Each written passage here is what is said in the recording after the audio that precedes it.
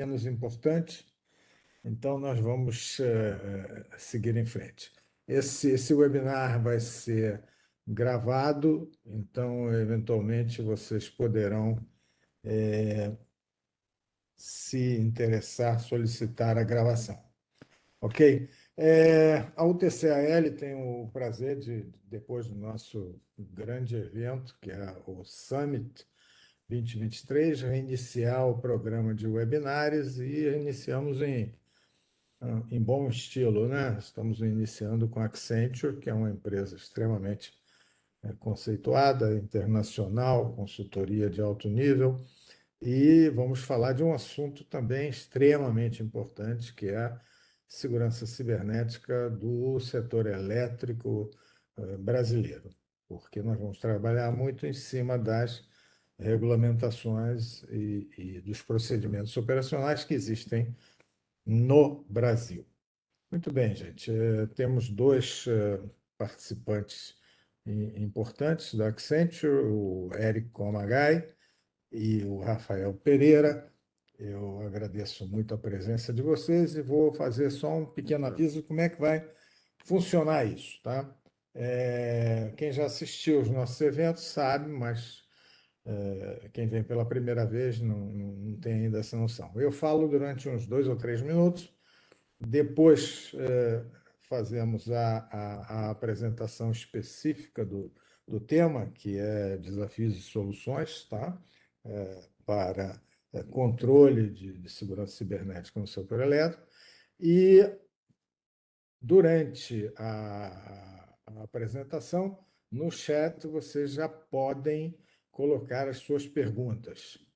Eu só peço para que vocês se identifiquem, nome e empresa que está fazendo a pergunta, para que a gente tenha uma noção do interesse e tal. A gente tem que fazer algo bem interativo.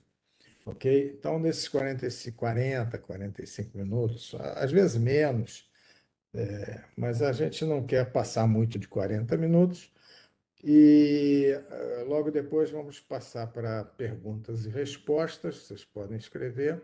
Eu também certamente vou ter dúvidas, vou fazer algumas perguntas para os nossos apresentadores.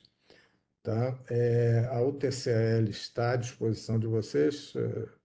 Qualquer dúvida que vocês tiverem, entrem em contato com a gente. Vocês certamente têm o e-mail meu, do Márcio, que mandou o convite, e vamos em frente. Sem mais delongas, vou passar a palavra para os nossos convidados. Eu volto na parte de perguntas e respostas. Eu acho que vai ser o Eric Kumagai que vai fazer a introdução, não é isso? Correto, Dimitri. Então, Boa tarde, pessoal, tudo bem? pode começar, que eu estou já saindo. Um abraço. Tranquilo. Deixa eu compartilhar minha tela aqui, então, pessoal. Estou compartilhando. Boa tarde, tudo bem? Meu nome é Eric Kumagai, tá? Sou hoje responsável aqui pela frente de Cyber Physical Security da Accenture Brasil. Eu e o Rafael Pereira aqui vamos conversar um pouquinho com vocês, né, em relação às diretrizes, toda essa parte de regulatória aí que tange os controles cibernéticos no setor de utilities. Rafael, quer se apresentar rapidamente? Claro, tudo bem, pessoal. Primeiro, obrigado pela UTC por estar conosco aqui nesse webinar, né? E vocês, principalmente, que estão aqui com a gente nesse evento, nesse webinar. Meu nome é Rafael Pereira, eu sou diretor de Cyber aqui da Accenture, focado na indústria de resources, e venho trabalhando na área de utilities há um bom tempo. É muito bom estar aqui falando sobre esse tema junto com vocês e com o Eric, e com o time da UTC. Obrigado aí, Rafa, pela breve apresentação. E aí, nossa agenda aqui, pessoal, só para a gente se organizar, que nem o Dimitri já comentou, né? Nossa ideia aqui é conversar um pouquinho com vocês, compartilhar um pouco do nosso conhecimento, que a gente tem visto ali. Então, o próprio Dimitri já fez uma breve abertura aqui do nosso webinar. A gente vai falar um pouquinho sobre as tendências de ataque, o que tem acontecido aqui no mercado, né, nacional e global também, né? em relação à segurança cibernética, focado no segmento de utilities e também como um todo, para a gente trazer um embasamento aqui até o cenário atual para vocês, alguns números e até pesquisas aqui recentes que foram publicadas aí no mercado, né? Quais são as principais abordagens que a gente tem visto no mercado e como você alinhar essas abordagens com as boas práticas de mercado, até porque existem alguns frameworks que facilitam toda essa parte de implementação de controles de segurança cibernética, né? E uma jornada da segurança sobre a ótica operacional, né? A gente aqui não vai tratar de nada de IT, mas sim focado no ambiente de OT e infraestrutura crítica aqui. E aí fiquem à vontade de nos colocarem perguntas, questionamentos, a gente vai com certeza responder de forma muito mais assertiva aí. Em alguns momentos, talvez por questões de confidencialidade, a gente vai ter que omitir algumas informações, né? Até para não expor nenhum cliente ou parceiro aqui, mas com certeza, na medida do possível, a gente vai compartilhar todas as informações aí para que vocês possam sair satisfeitos dentro desse webinar também. E aí, Márcio, eu peço tua ajuda aí para me interromper também, no momento que for necessário, caso tenha alguma dúvida aí, para a gente poder deixar um webinar muito mais interativo, como o próprio Dimitri comentou, e que faça valor aí para vocês que estão participando em conjunto conosco, tá? E aí, começando o nosso webinar aqui, pessoal, que a gente gostaria de compartilhar com vocês alguns números, tá? E aí, que são bem impactantes. A gente tem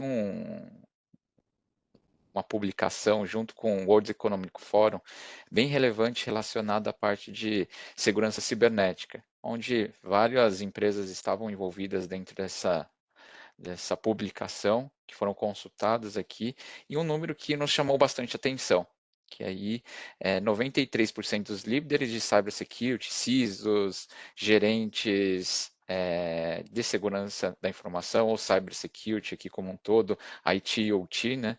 E 86% dos líderes de negócio, C-level aqui, ou gerentes executivos de áreas de produção, líderes de unidades, em relação a utilities também, né?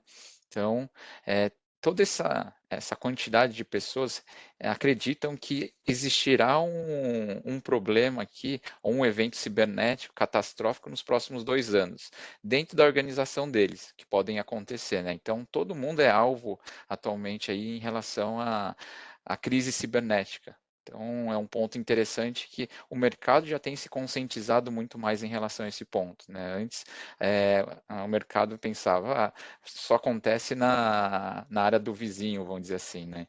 Então, não, hoje o mercado está mais consciente e a gente tem visto com bons olhos aí algumas movimentações bem relevantes em relação a investimento e até questões de mudança de mindset que a gente vai comentar nos próximos slides também, tá? Então, acho que Eric, a gente vai Sim. fazer esse modelo aqui da apresentação, a gente vai fazendo, né, um bate-papo em conjunto, né? Então, como a gente tinha Exato. falado, e aqui é um tema interessante, porque essa pesquisa foi uma pesquisa que nós conduzimos junto com o World Economic Forum, como o Eric trouxe, né, de forma global.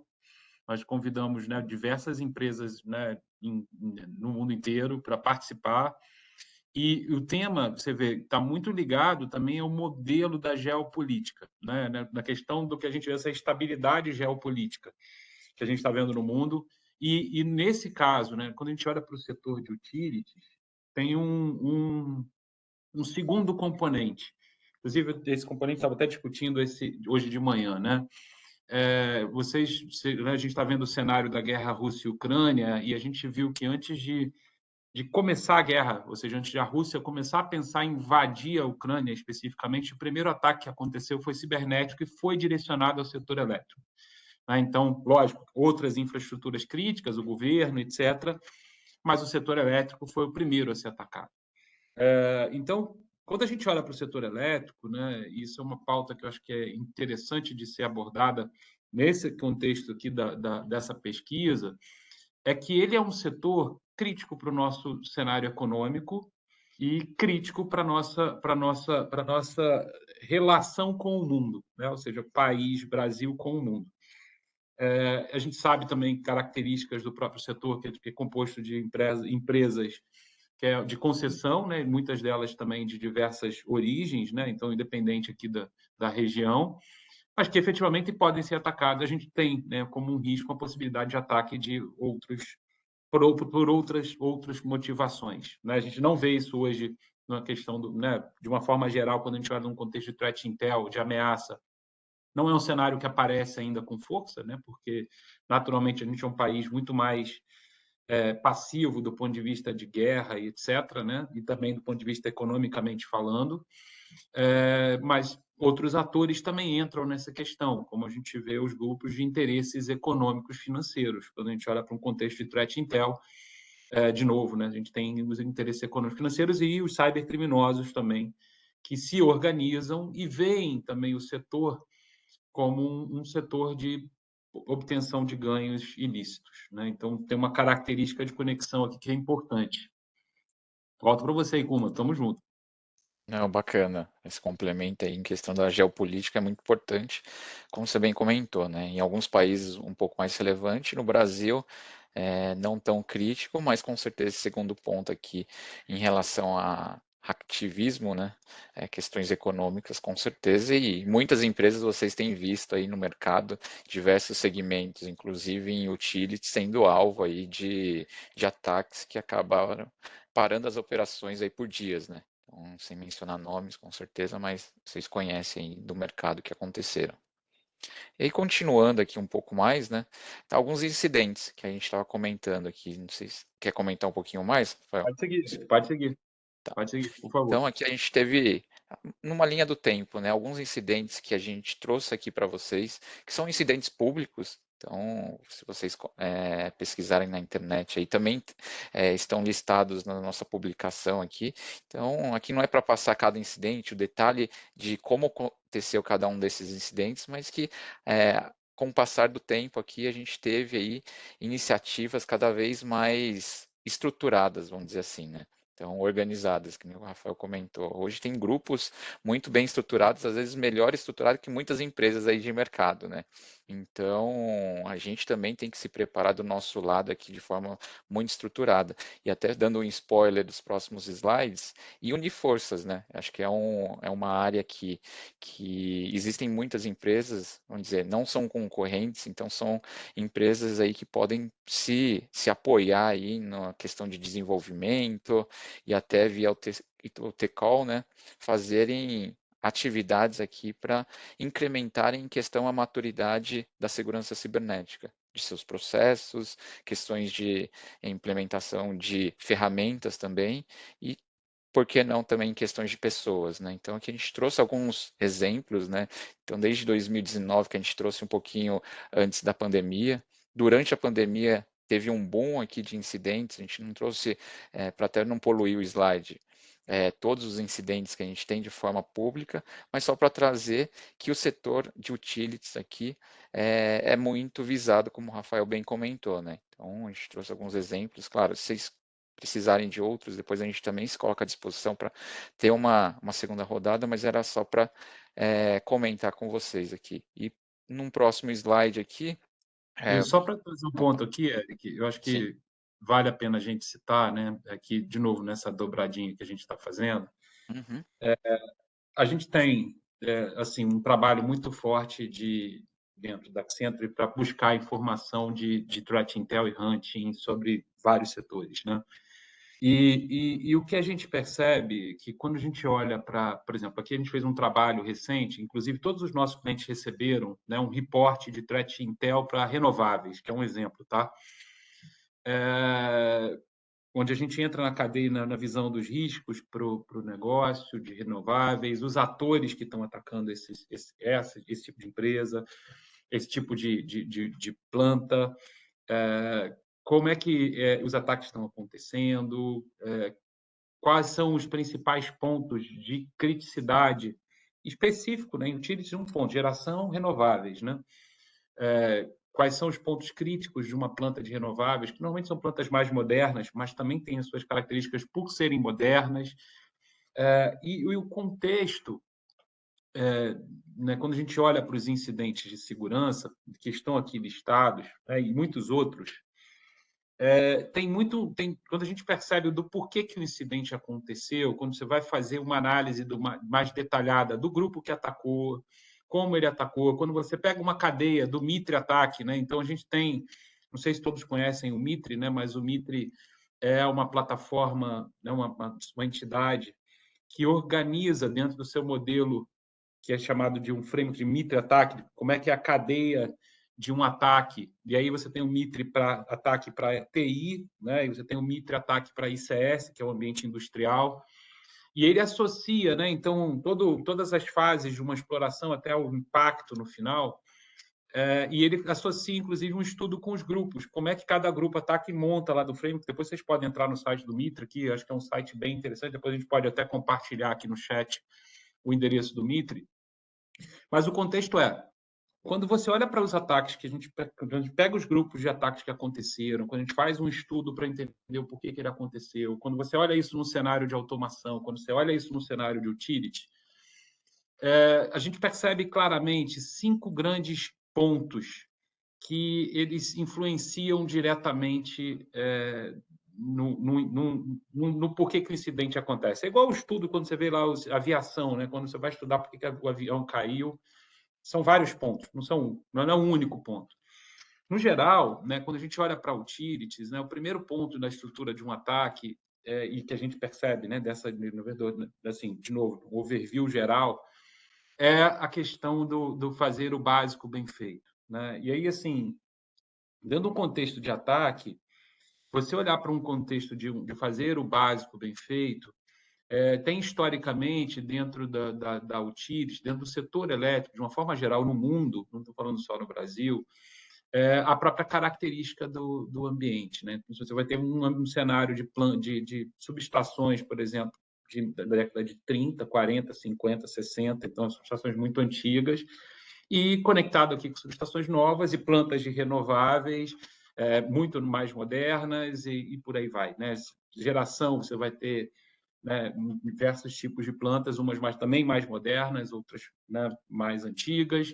E esse cenário, ele por ser um ambiente que ele é um ambiente de dificuldade, né, que tem uma certa complexidade de implementação de controles, acaba trazendo um contexto de risco de fazer o básico, como você faz o básico bem feito. Mas a gente viu, né, e está vendo, né, dentro do cenário brasileiro, principalmente, lá fora já tinha regulação, muitas regulações, você pega a NERC-CIP, quando você pega a diretiva NIS na Europa, você vê no cenário brasileiro esse movimento acontecendo, principalmente pela regulação do ONS, né, de implementação de controles, como também, né, pela própria ANEEL, que é o decreto de lei, né, 964. Então, você vê os dois impulsionadores hoje, que já trazem um contexto de como você começa quando você starta essa implementação de fazer o básico bem feito. Os outros 4 pontos estão muito ligados às questões de investimento, vou abreviar aqui, ou seja, não foi feito todo o investimento necessário mesmo para fazer o básico bem feito. Pessoas, então, como que eu atendo uma nova realidade? Porque a gente pensar o risco de cyber, ele sempre existiu, mas cada vez que você muda a característica do negócio, cada vez que você conecta mais o negócio, que antigamente talvez não era tão conectado, você muda o risco. Então, quando você implementa novas tecnologias, você vai mudando o risco. Então, você precisa de uma questão de um reskilling e do próprio... A gente tem estudos, né, que o perfil do profissional de cyber, principalmente para automação, principalmente para o setor elétrico, ele tem uma carência de existir profissionais. Então, de novo, investimento, pessoas. Um terceiro ponto, né? Muitas vezes a gente percebe, né? Às vezes acontece o contrário. Você implementa muito controle, mas não sabe usar o controle ou não sabe tirar resultado daquele controle. Então, às vezes o cliente, né, o setor ou a empresa, ele tem muita tecnologia, mas ele não está potencializando o uso daquela tecnologia. Então, é um ponto que a gente às vezes encontra no cenário, né, de uma forma geral, como um dos pontos críticos. E o quinto ponto, que eu acho que talvez seja que pega como esses 4 elementos como ponto-chave para acontecer, é que os cybercriminosos eles estão cada vez mais sofisticados. né? Então, efetivamente, eu não vou entrar aqui em pontos, por exemplo, de cadeia de setor, né? Na verdade, toda a cadeia de suprimentos, etc., que está aqui dentro do contexto, né? Dentro, até vocês estão vendo aqui, porque está dentro desses, está nos 4 anteriores, mas efetivamente os atacantes estão mais sofisticados. Eles são hoje, na verdade, os atacantes são uma organização, são organizações que ganham muito dinheiro com cybercrime. Então, a guerra ela acaba sendo uma guerra que gera um impacto para o negócio. Só queria dar a parte, Eric, só para a gente também trazer esse contexto um pouco maior de como acontecem esses incidentes, né? Porque entra nesse ponto, né? De como a gente tem visto, né? Inclusive esse material, material que a gente pode depois, né, para as empresas que tem uma restrição de envio para empresas que não são clientes por uma questão de proteção da informação, mas, né, a gente tem os clientes que efetivamente estiverem aqui, a gente pode enviar, e aí uma questão de TLP, da informação, né, de proteção da informação. Não, Por ótimo. favor.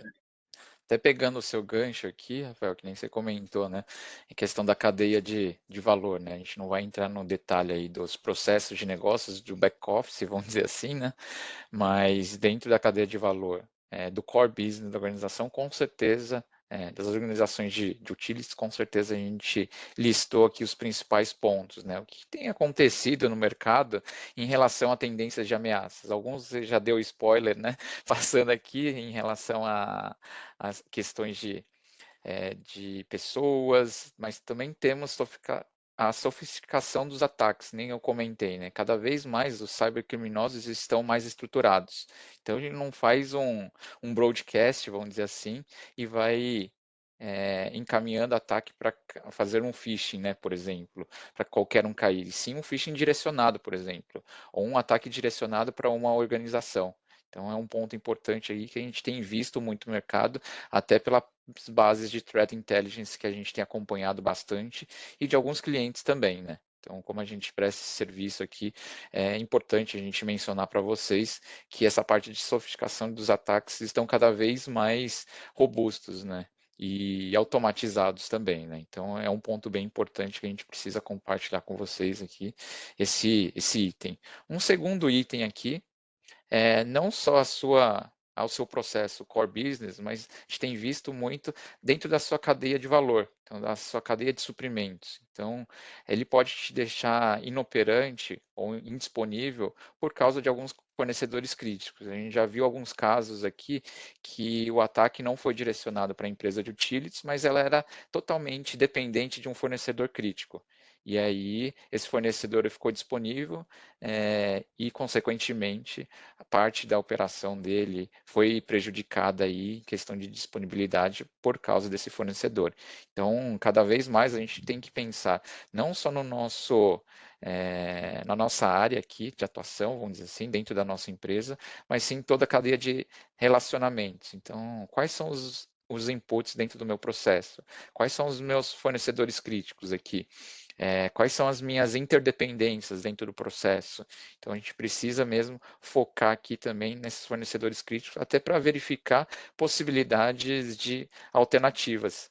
Então, caso um fornecedor não esteja disponível, como que a gente consegue atuar em um momento adverso, né, sem ele? Ou é 100% necessário ter ele aqui dentro do meu processo? Então, é um ponto importante também, né? Que nem o Rafael comentou aqui também, questões dos controles de segurança implementados no ambiente operativo. É extremamente importante que o controle ele não seja só compliance por compliance, ou que você tenha visibilidade dele da sua totalidade. Então, vamos pegar um exemplo aqui. Não adianta você implementar uma solução aqui de anomaly detection, indiferentemente da solução, vamos dizer assim, ou do fabricante. Existem boas soluções no mercado aqui, mas se você não tiver um time totalmente treinado, não manter essa solução de forma atualizada, inclusive seus patches de atualização, não estar conectado dentro de um SOC. Então, ele gera uma série de informações aqui que são ricas para o seu ambiente. Então, é importante você ter essa visibilidade do todo. Inclusive, também a gente já tem visto no mercado algumas empresas fazendo a implementação e utilizando essa ferramenta para amadurecimento dos seus controles. por exemplo, às vezes ele possui uma visibilidade parcial da rede, até pela segmentação de rede, ter uma rede flat, por exemplo. Então, utilizar essa ferramenta também como artifício para aumento de maturidade, e não somente manter a ferramenta, aqui nesse caso aqui do exemplo, como um monitoramento contínuo, para eu analisar apenas questões de vulnerabilidades aqui ou possíveis ataques. Questões de obsolescência você pode também manter em relação a essa ferramenta, entre outros controles também, né? Então, é importante ter essa visibilidade do todo e extrair o melhor dela, desse controle aqui. Então, é um outro ponto importante que a gente acaba vendo as empresas fazendo grandes investimentos, mas não colhendo, vamos dizer, um ROI, né, desse investimento aqui, por não saber operar a ferramenta, não ter visibilidade do seu todo, ou não implementar na sua totalidade o controle que foi definido aquela solução, né? Então, é um ponto importante. Pode comentar, Eric, Rafael. trazendo um ponto aqui, né, assim, até para contribuir, principalmente aqui sobre novas tecnologias, que eu acho que aqui é um ponto onde o setor, a gente está vendo no setor muitas mudanças, né? Então, a gente está vendo uma implementação de ADMS nos ambientes operacionais, a gente está vendo cada vez mais integração do ambiente operacional com o ambiente corporativo, para ter, né, lógico, um melhor processo de manutenção, um melhor processo de operação, e a redução, né, também de custos, né, de uma certa forma, dentro da operação. A gente tem visto o uso de tecnologias na ponta para reduzir o tempo, né, de indisponibilidade, seja do ponto de vista de operação, seja do ponto de vista de monitoração. Então, outros elementos, né, a gente viu aqui no evento da UTC América Latina, né, o uso de outras redes, né, efetivamente para monitoração da distribuição ou para transmissão, a própria entrada, uma discussão de entrada do 5G dentro do ambiente, usando bandas, né, de menor frequência. Ou seja, tem um movimento que é natural no setor de transformação, porque o setor está ganhando uma importância maior ainda, né, pela transição energética que a gente está vendo acontecer no mundo, né? Então, a transição energética ela vai impulsionar ainda mais o setor, vai trazer novos desafios, né, para a cyber, porque cada um desses projetos, quando eu vou fazer um novo projeto de smart grid, vou usar alguma tecnologia de comunicação, vou fazer um projeto de ADMS, eu preciso fazer uma novo modelagem de estrutura, de dados, de servidores, de tudo, né, de conexão, e efetivamente vou repensar a minha estrutura de dados para monitorar melhor o processo de manutenção, de operação, que seja. Todos esses caminhos levam a ter o que a gente chama, dentro de um contexto de cyber by design, né? Ou seja, você ter cada vez mais o seu pano de fundo de segurança implementado, a esteira de segurança dentro da empresa implementada para suportar essa entrada dos novos ambientes. E, naturalmente, tudo isso que eu comentei, já viu, Eric, eu acabei pegando a parte de baixo aqui para comentar, porque está muito interligado, aumenta a superfície de ataque, né? Então, quando você está colocando, né, num poste de distribuição um equipamento para monitorar usando qualquer tipo de comunicação, você aumenta ali a sua superfície de ataque para dentro do seu ambiente corporativo, que aquilo ali passa a fazer parte da sua rede.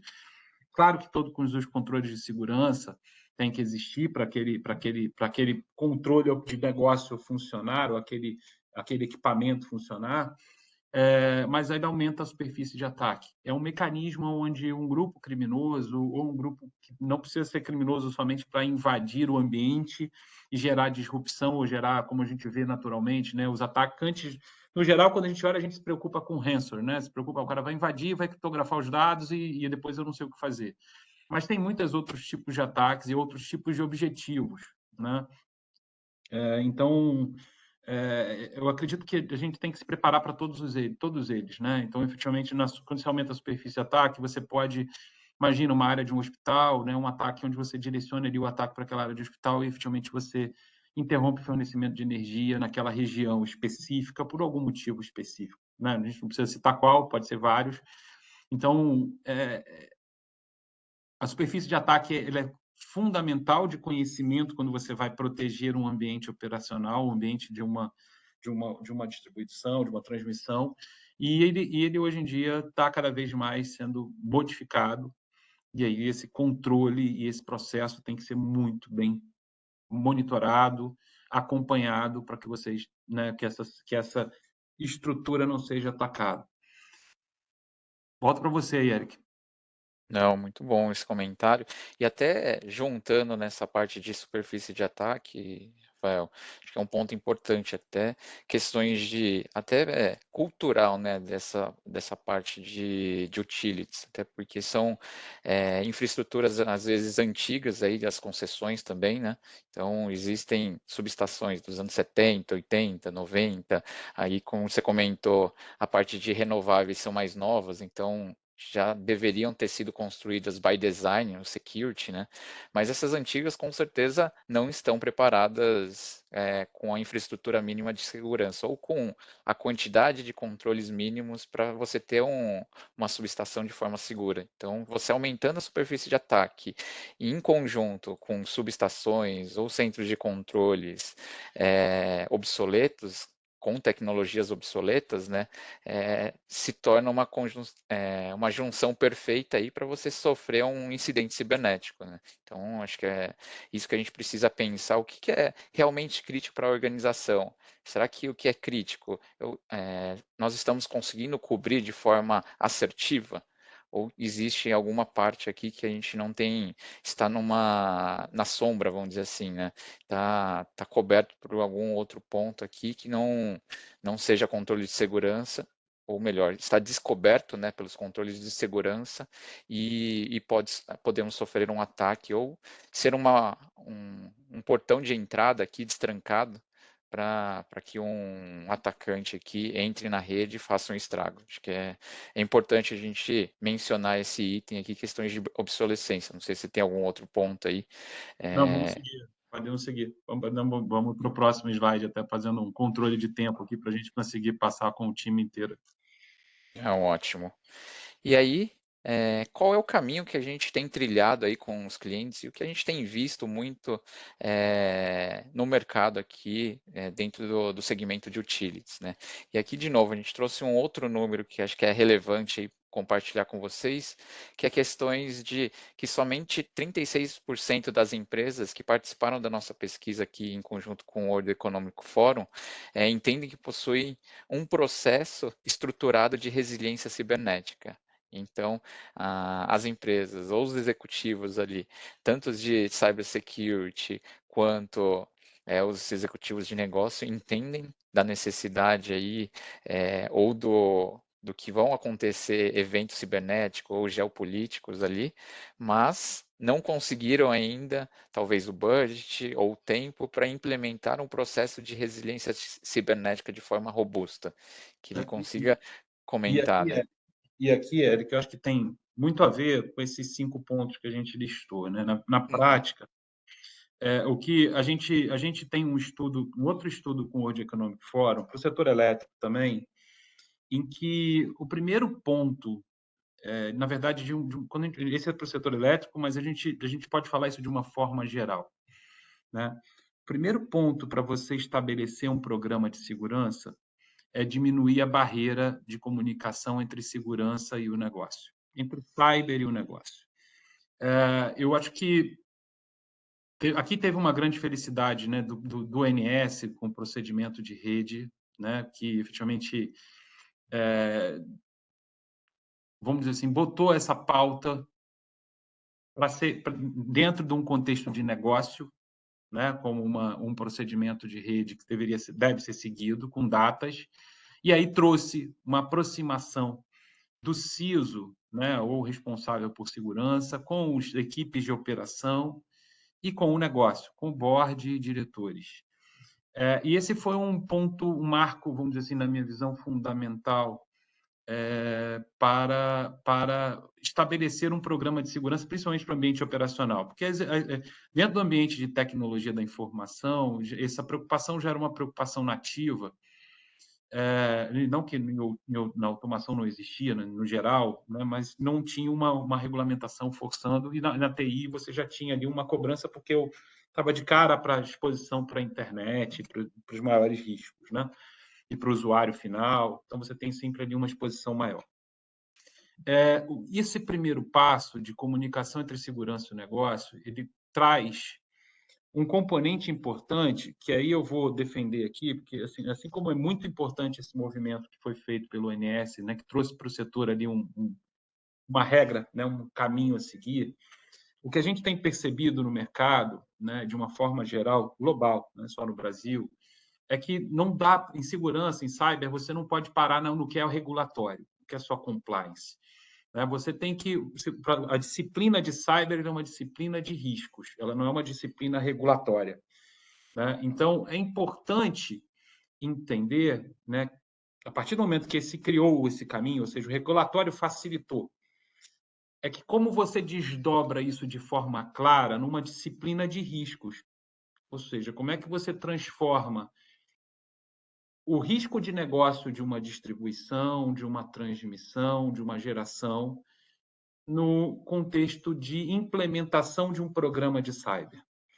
E quando a gente olha na disciplina de riscos, de novo, aqui é uma disciplina que em cyber, o que a gente percebe também é uma grande mudança dentro do cenário da disciplina em si. Inclusive, a gente tem trabalhado muito isso, que é o olhar de cenários de risco, quantificando o risco. Então, não é olhar de riscos como a gente vê alto, médio e baixo, é esse o impacto, só falar sem entrar no detalhe, mas como é que eu quantifico os cenários de risco e como é que eu olho para os meus controles para dizer, com aqueles controles eu tenho esse cenário de risco de acordo com uma curva de probabilidade, de maior a menor, e etc. E como é que eu efetivamente invisto em novos controles, ou em processos, ou em pessoas, ou, né, em treinamento, ou conscientização, continuidade de negócio, que é um tema muito importante, né, que a gente vai falar aqui no geral, mas é um tema que é fundamental. Inclusive, a gente tem visto, né, e tem feito implementações do que a gente chama Resilient Pod para o setor elétrico. Como é que eu crio uma infraestrutura que fica ali paradinha, só recebendo dados, mas entra em operação num ataque cibernético.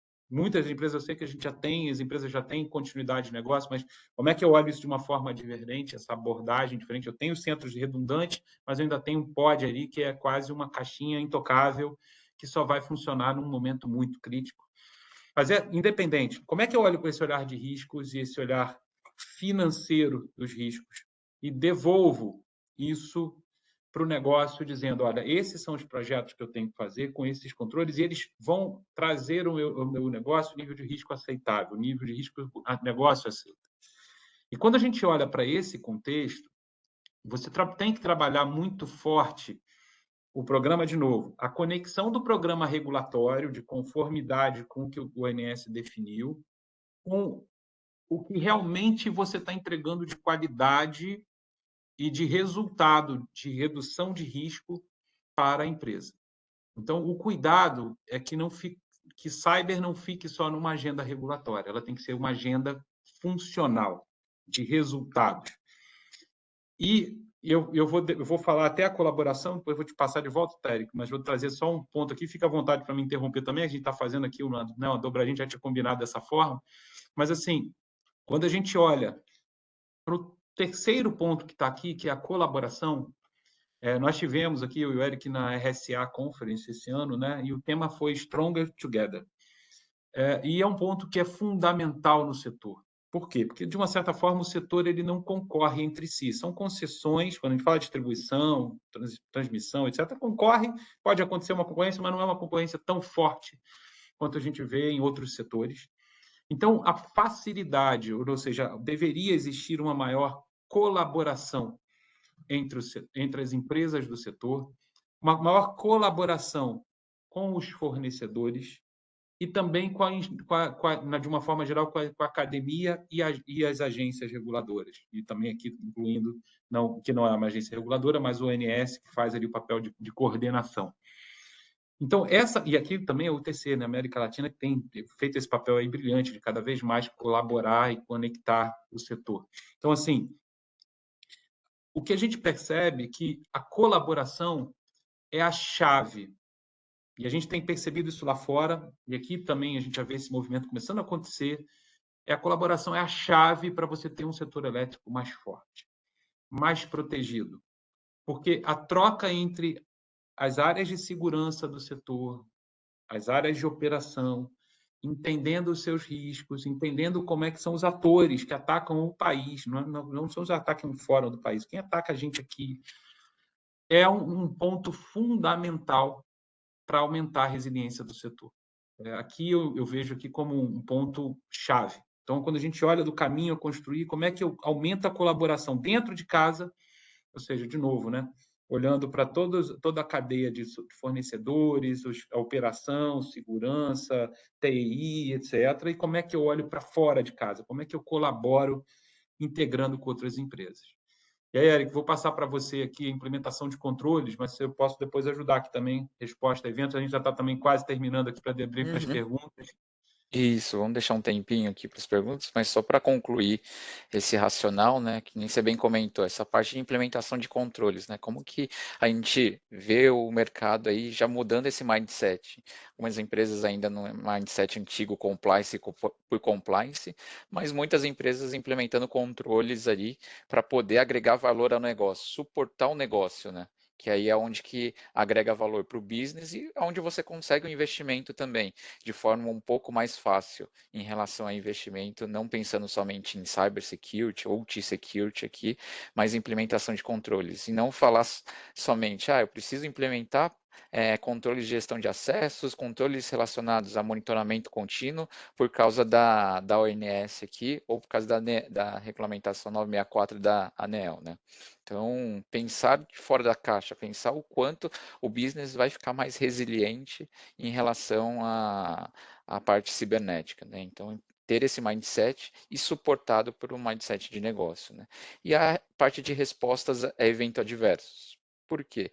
A gente nunca vai eliminar o risco aqui. O risco, ele sempre vai ter um risco residual. Então, se aquele risco se materializar, qual é o impacto dele? Mudando um pouco daquele mindset somente de alto, médio e baixo, mas qual que é o impacto do meu negócio aqui? E como que eu consigo responder de forma, da melhor forma possível, e não no menor espaço de tempo, né? Acho que esse que é o principal ponto, até porque existem custos para você poder responder de forma muito assertiva. E quanto menor o espaço de tempo, com certeza o custo é muito maior. Então, a gente pensar muito nessa parte de resiliência cibernética, um pouco de continuidade de negócios, um pouco que o DRI comenta, um pouco que o BSI comenta aqui em relação à resiliência e continuidade de negócios, né? Mas tropicalizar para o nosso ambiente operacional, porque o DRI, o BSI, ele tem uma metodologia, tem um framework ali que ele pensa somente em negócios e IT. E aí, tropicalizando para o nosso ambiente operacional, tem um BIA um pouco mais técnico também, que algumas empresas têm nomeado ali como um BIA mais operacional, né? Então, fazer esse mapeamento aí em relação ao BIA. E aí, pós-BIA, fazer uma avaliação de riscos, que nem o Rafa já comentou aqui. Então, ter uma forma um pouco diferente, não só classificar o alto, médio e baixo. E ter uma visão um pouquinho tropicalizada também, não só perante aqueles 4 principais pilares que a gente fala sempre em continuidade de negócios, né? Que é o próprio plano de continuidade, a parte de DR ou DRP aqui, resposta à emergência, né? Que aí a gente também precisa pensar em pessoas e gestão de crises quando a gente pensa um pouco mais em questão de imagem da companhia. Todos eles são relevantes, mas o que é mais importante para o meu ambiente operacional nesse momento? É eu ter a resiliência do meu ambiente e poder retomar aquele ambiente no melhor espaço de tempo, né? Perante SLAs, enfim, entre outros pontos também aqui. Então, fazendo um catado muito rápido aqui, um consolidado muito rápido, acho que esse daqui é o nosso cenário. Não sei se você quer complementar algum ponto aqui, Rafael. Eu acho que é isso. Assim, a gente tem. Eu queria deixar um tempo para as perguntas. Eu acho que, né, estamos aqui com algumas perguntas já aqui no chat, né? Não sei se provavelmente o Dimitri deve ter outras aqui. Só vou fazer um último pano de fundo para fechar. Então, assim, na nossa visão, lógico que a gente poderia falar aqui em detalhes sobre cada um desses temas e muitos outros. Mas o que a gente percebe, então, e eu acho que é o ponto chave aqui, é que o caminho para a resiliência do setor elétrico ele já foi iniciado, né? E foi muito feliz começou pelo procedimento de rede do INS e agora pelo decreto né, o 964. Então, ali já estabeleceram peças que efetivamente são fundamentais para você começar a olhar de forma direcionada para um tema crítico para o setor que é cyber. Eu acho que, como tudo, né, esse processo vai evoluir e ele precisa evoluir dentro desse modelo que a gente sugere aqui, que começa por uma comunicação com o negócio, uma comunicação entre os stakeholders, uma comunicação e colaboração entre as empresas do setor e um olhar de riscos. Olhar de riscos, de novo, é totalmente diferente, embora no setor a gente tenha o risco regulatório, que a gente, né, claro, é um risco, mas ele é um olhar que ele tem que pensar no regulatório, mas pensar no risco com toda a cadeia de ameaças, quando a gente fala de atacantes, né, na estrutura de cyber. E aí, quando você tira um pouquinho o foco só para cá, quando você amplia o seu foco, esse cenário muda. E aí você precisa olhar de uma forma diferente. E é isso. Eu, Dimitri, volto para você aqui, para a gente já voltar para as perguntas. Acho que Bom, muito obrigado aí pelas colocações, pela apresentação. Eu vou só dar um aviso aí para todo mundo. Vocês falaram muito em colaboração entre as empresas, e realmente as empresas não têm hoje uma competição forte, porque todas elas são regionais e não há uma competição dentro de uma determinada área, né? Então, é mais fácil. O que a UTCAL está fazendo para isso, tá? É criar, nós acabamos de criar um fórum, um grupo de discussão dos CISOs das empresas elétricas. É uma forma neutra de você colocar o pessoal para discutir os seus problemas, porque muitas vezes você tem uma solução bastante interessante, tem uma implantação interessante e é bom que o pessoal conheça, tá? Então, nós temos a próxima reunião, a próxima e a primeira reunião dos CISOs vai acontecer agora no dia 31 de maio, aqui no Rio de Janeiro. Quem for do setor elétrico, mesmo não sendo associado, em princípio, nós vamos fazer essa reunião para os associados, mas o pessoal do setor elétrico pode participar, os CISOs do setor, CISO, CIO e tal, para que haja uma discussão de alto nível. Tá? Isso vai muito de encontro ao que vocês falaram. Bom, vamos lá, vamos bater uma bolazinha nas perguntas e vamos ver se o pessoal se anima para fazer mais perguntas. Eu tenho uma e tenho já uma que veio via chat. Tá? Eu vou primeiro para mim, né? Desculpem aí a plateia, mas eu estou com uma dúvida aqui. Vamos falar sobre abordagem de risco para o setor. Quais são as principais ameaças e riscos que devem surgir nos próximos anos? Tá? Entendo eu que o assunto foi bem tratado no ONS e também na regulamentação da ANEEL, o 964. Mas como é que vocês veem o futuro? Tá? Como é que vai surgir por aí? eu posso trazer algumas visões do que a gente já está vendo, onde o setor já avançou um pouco mais, tá, Dimitri? Tá. Vou dar um exemplo. Nós fizemos testes na Europa com postos de abastecimento de carros elétricos, testes de cyber. Tá? Temos isso publicado na internet, você consegue pegar e pesquisar Accenture, testes de cyber, né? Os quiosques de recarga. Né? Efetivamente, a gente percebeu ali vários pontos, né, que são interessantes, né? Porque agora, hoje, aqui no Brasil, a gente ainda tem um movimento acontecendo, né? Mas em outros países está bem avançado. Então, você chega ali, efetivamente, a gente pegou vários temas ligados à LGPD, né? Então, no caso da Europa, GDPR, que são temas de privacidade de dados. Você tem o próprio ataque a partir daquela estação, dependendo de como ela está conectada, de como ela está sendo utilizada, como é que ela está interligada ao sistema da empresa, né? A gente pegou questões de fraude, né? Então, nesse ponto. Estou dando um exemplo de uma estação de recarga, tá? Ok. Efetivamente, a gente tem também, como até a gente comentou aqui, dentro de uma questão de negócio, uma transformação no setor. Tá? Então, o setor elétrico ele é um setor em transformação pela transição energética, tem um movimento natural, e pela capilaridade do negócio. Então, quando você olha o setor elétrico, ele é candidato nato, não significa que ele de fato ele faz, a criar novos serviços. Se você pensar que as empresas do setor elétrico estão em todas as casas, todos os domicílios brasileiros, né, dificilmente não vai ter um fornecimento de energia elétrica, potencializa e abre espaço para vender outros serviços. Não estou dizendo que vai acontecer, mas pode. Né? A gente vê um movimento também acontecendo do Smart Grid, que é um medidor inteligente, que pode dali também partir de outros pontos. Então, quando você começa a perceber uma transição no negócio, uma transição na tecnologia, novos serviços aparecendo, naturalmente novos riscos aparecem. E eu entendo que esses riscos estão muito ligados, né, a esse movimento natural e o movimento da tecnologia. São os dois pontos. Por quê? E o que vai acontecer? Por que esses riscos aumentam? Porque, efetivamente, você tem dificuldade que a gente vê hoje no mercado de reskilling dos profissionais, de profissionais de cyber. A gente já tem uma carência de profissionais de cyber.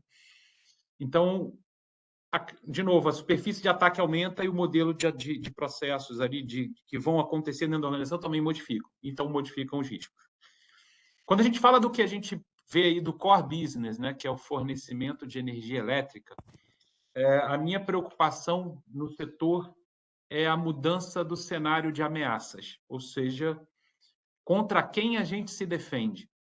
Uma coisa é eu me defender contra um cybercriminoso que quer botar um ransomware e quer ganhar dinheiro porque capturou os dados. E, efetivamente, ele vai parar, às vezes, até na TI. Ele pode até, de forma colateral, ir para a operação, mas, no geral, ele quer atacar a TI, pegar os dados e pedir resgate. A outra coisa é se defender contra quem quer gerar um impacto direcionado à falta de energia, seja ela numa cidade, seja ela numa região, seja ela num país. Para atacar, seja a nossa economia, seja para atacar uma região, pode ser por um grupo criminoso, exemplo, um PCC, que pode ter esse interesse, não estou afirmando, né? Qualquer grupo, como pode ser um país hostil que queira nos atacar. Então, esse cenário é um cenário que a gente tem de risco que a gente tem que sempre colocar quando faz uma avaliação de riscos de uma empresa do setor elétrico. São que os atacantes podem mudar, e aí a minha visão é muito nessa linha. É só complementar aqui, Rafa, acho que questão de obsolescência, né? Pelo menos no cenário brasileiro aqui, a gente tem, só ressaltar novamente, que a gente falou na apresentação, ponto de obsolescência aí, de subestações ou de geradoras também é importante a gente ter dentro do cenário de riscos aqui, né? Sim, é que esses não são novos. Esses, na verdade, eles já existem e eles vão continuar existindo até a transição acontecer, inclusive das subestações mais antigas e tudo mais. Exatamente. Vamos lá, temos mais perguntas aqui. Só para complementar, o World Economic Forum, recentemente, num dos relatórios, publicaram um gráfico dos setores mais críticos e cuja falta causa problemas sociais, problemas financeiros, etc. e tal.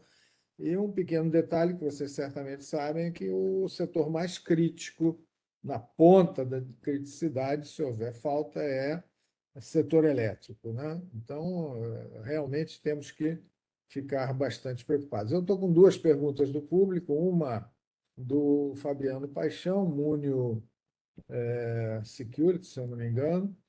Vocês acreditam que a rotina operacional do ONS está alinhada com a realidade das empresas do setor? Adicionariam ou retirariam algum item? Isso é uma pegadinha, mas é válida. Mas eu acho que aqui tem um ponto interessante.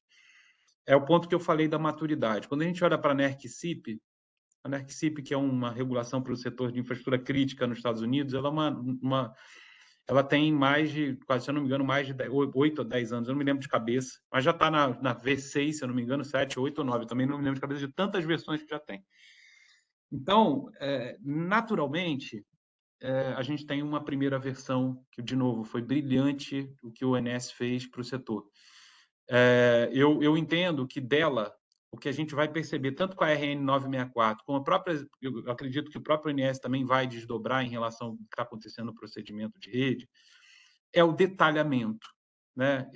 Como é que você desdobra, de novo, que você sai do regulatório, que a 964 mostra um programa de riscos, então ela já sai, não é no detalhe do que fazer. O procedimento de rede vai no detalhe, dizendo o que fazer, o que ela espera, mas ela não entra no como.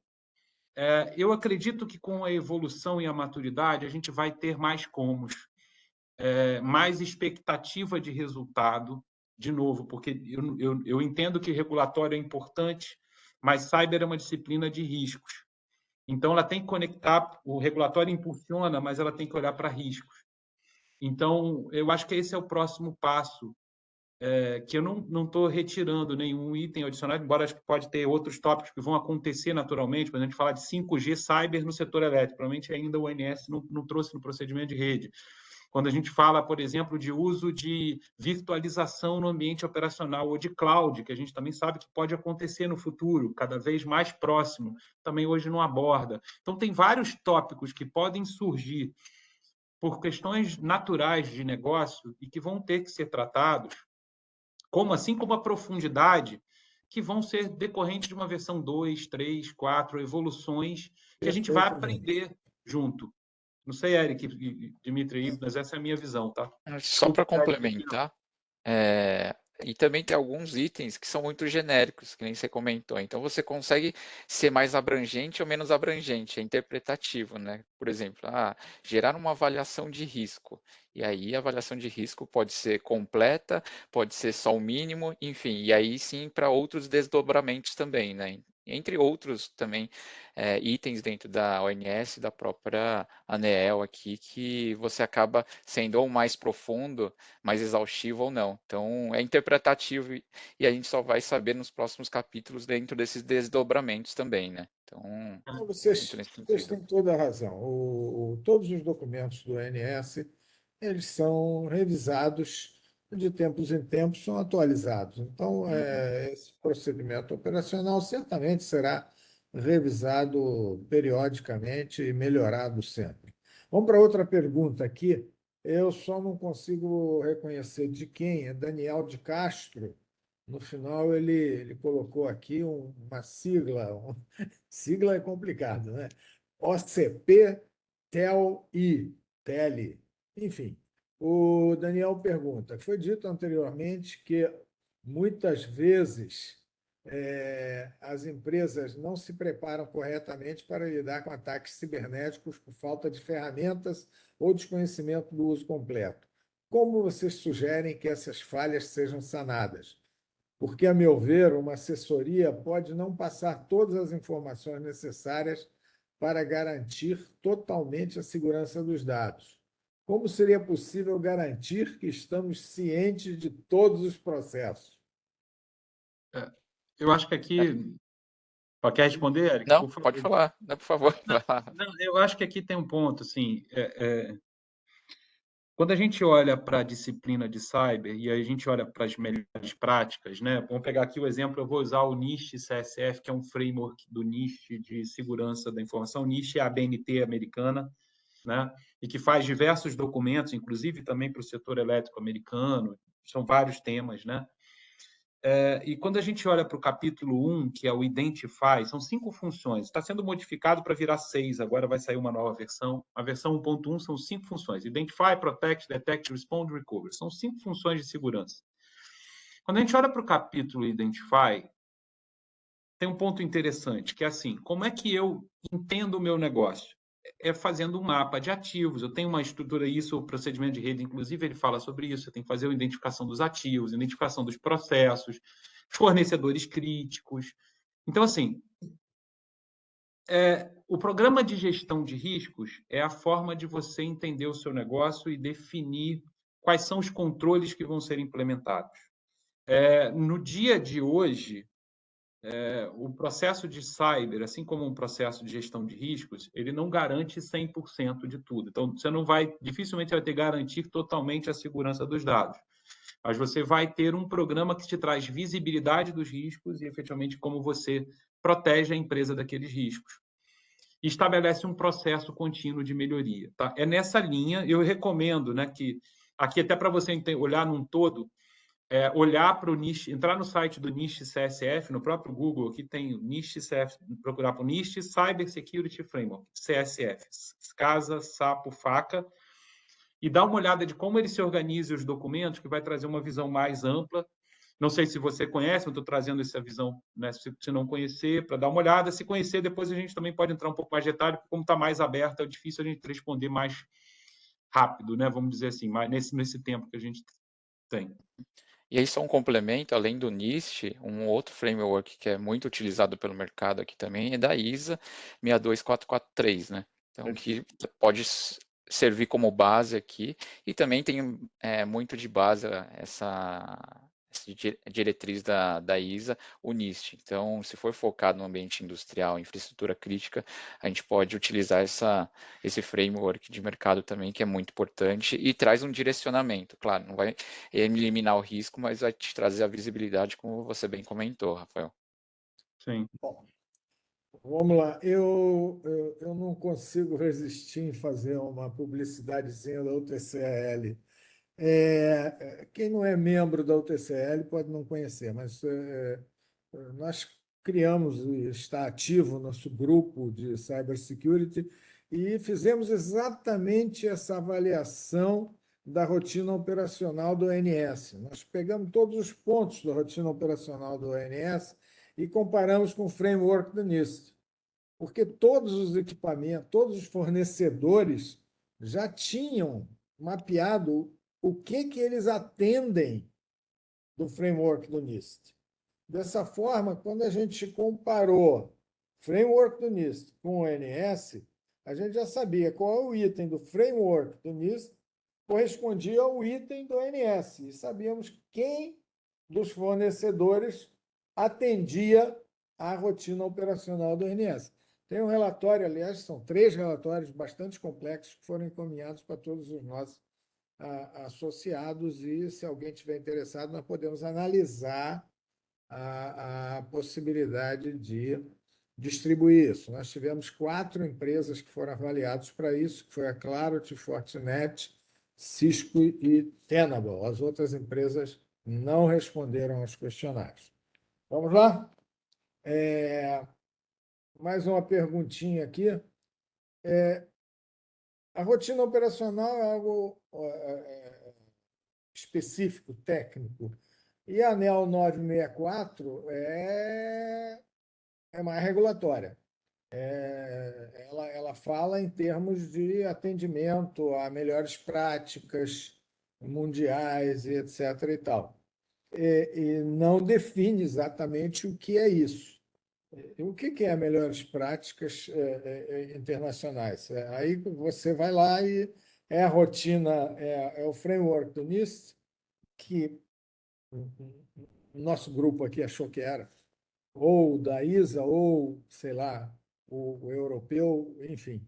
Aí a pergunta é essa: como o programa pode ser compliant integralmente com o 964?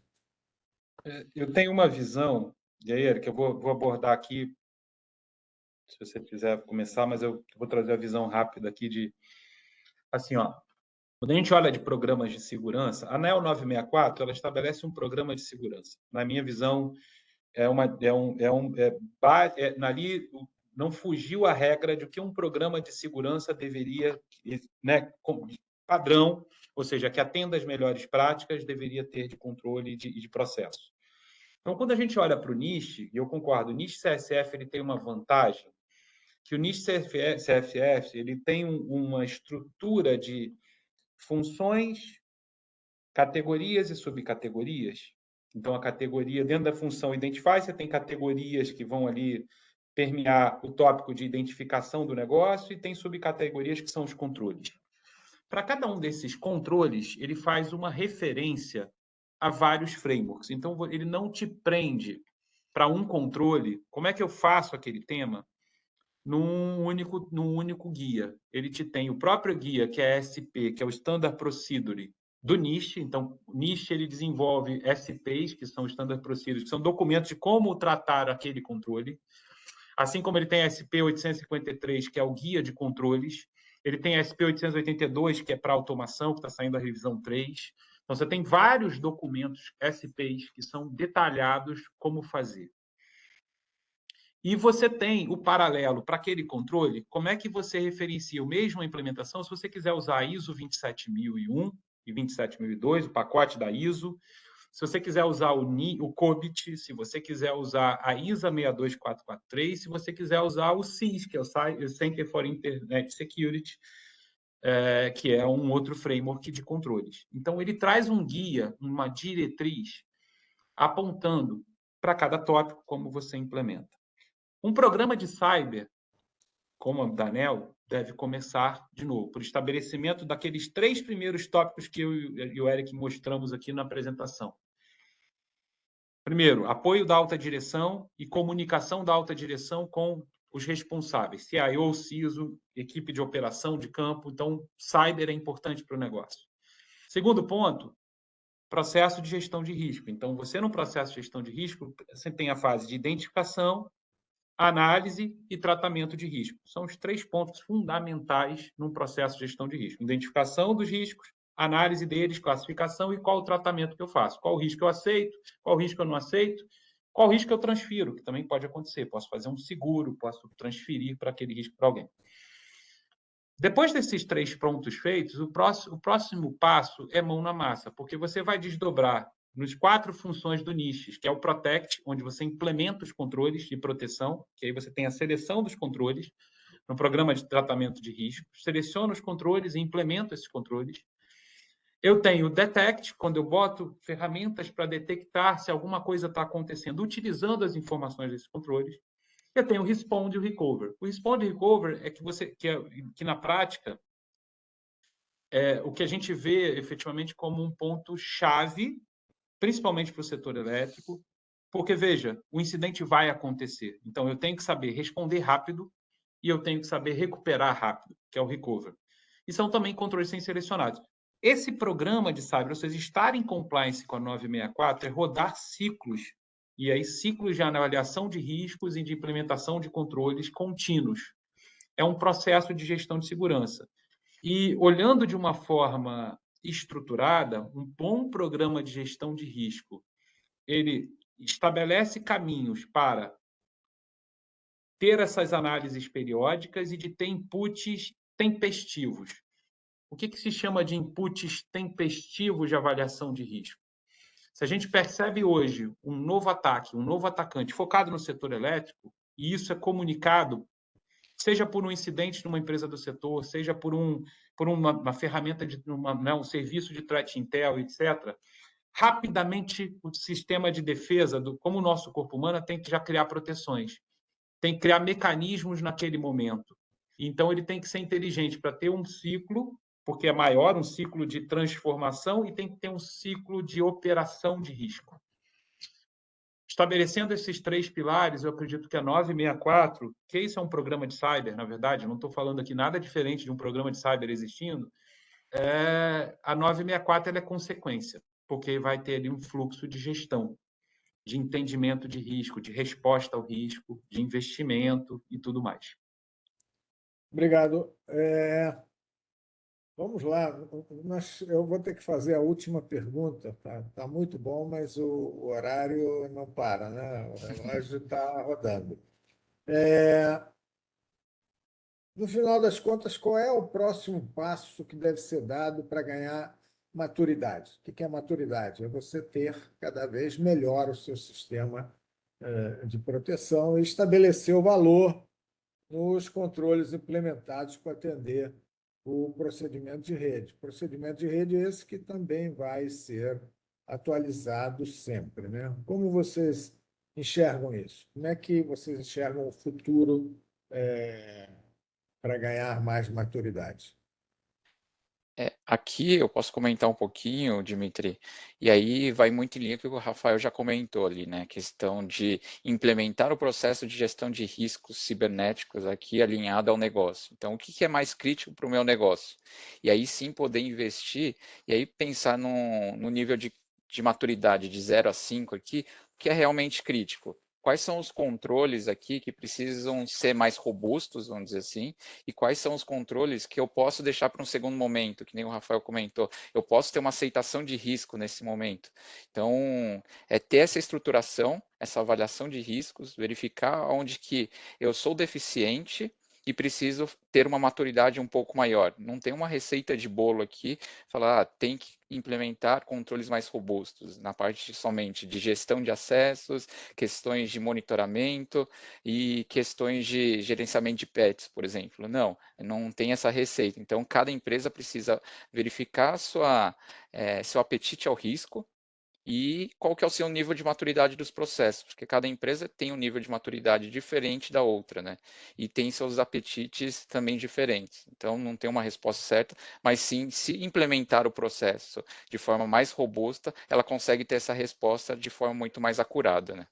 E assim, tangibilizando aqui o que o Eric trouxe, assim, só para trazer uma visão nossa de como é que ganha a maturidade, nesse detalhe dando um detalhe em cima do que o Eric trouxe, é assim, o procedimento de rede novo foi brilhante e ele está movimentando o setor.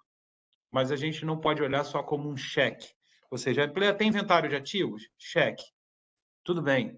Precisa ter um inventário de ativos. Mas como é que eu tenho um inventário de ativos que ele é retroalimentado? Como é que, em cima do inventário de ativos, eu ganho inteligência do como o meu negócio opera? Ou seja, o que é prioritário dentro de cada um dos ativos que estão ali? Como é que, dentro do inventário de ativos, eu conecto ele num programa de resiliência, de continuidade de negócios? Como é que eu conecto esse inventário de ativos a um programa de monitoração de segurança? Como é que eu estabeleço priorização? Esse é um exemplo que eu estou pegando aqui, porque assim a gente faz, né, muitos projetos, por exemplo, com os nossos parceiros de implementação de solução de anomaly detection, mas não adianta só implementar o anomaly detection. Né? Esse é um passo, tudo bem, você vai ganhar visibilidade, você tem inventário, mas como é que você conecta isso com o seu programa de gestão de ativos? Como é que você conecta isso no programa de manutenção? Como é que você conecta isso no seu programa de operação? Né? Identificando, por exemplo, se alguém mexeu numa variável de operação numa hora que não estava autorizada, num não planejado. Então, como é que você olha para o negócio? Como é que você treina o usuário de campo a usar a ferramenta e entender ela e usar como uma ferramenta de trabalho do dia a dia? Isso não está escrito no procedimento de rede. Não está escrito na ANEEL 964. Isso é como o negócio ganha inteligência, como o negócio usa o que comprou de forma plena. Como é que ele, vamos dizer assim, a palavra principal talvez seja aqui, de populariza de uma forma positiva o uso dentro da organização daqueles controles. Como é que a organização ganha benefícios com as ferramentas e os processos implementados. E aí, quando você olha para a gestão de risco, que foi o que o Eric trouxe, ela vai trazer essa resposta. Você vai acelerar onde precisa ser acelerado. E você precisa, e aí as implementações precisam tirar, isso é um ponto de atenção, o olhar do check de compliance. Porque muitas das vezes o check de compliance, porque às vezes não tem o detalhe do como fazer, não significa que a organização está realmente protegida. E aí é onde tem o grande benefício, né, de ganhar maturidade e estabelecer valor. Se você tiver um olhar diferente do check só de compliance.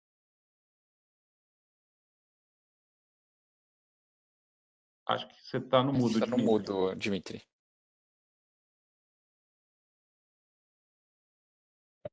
Ah, eu estou mudo. O telefone aqui tocou e eu tirei o microfone do ar, desculpem. Eu queria agradecer enormemente aí a vocês, pessoalmente, a Accenture em particular. Os contatos estão na tela. Eu vou distribuir essa apresentação para todos os participantes. Vocês poderão entrar em contato com eles, as gravações também poderão ser. A gravação eu só mando por solicitação. De qualquer maneira, obrigado a vocês, obrigado ainda a quem permanece aqui com a gente, porque realmente nós estendemos por demais esse horário, mas o papo estava bom e eu coloco a palavra para vocês se despedirem das pessoas que ainda estão aqui.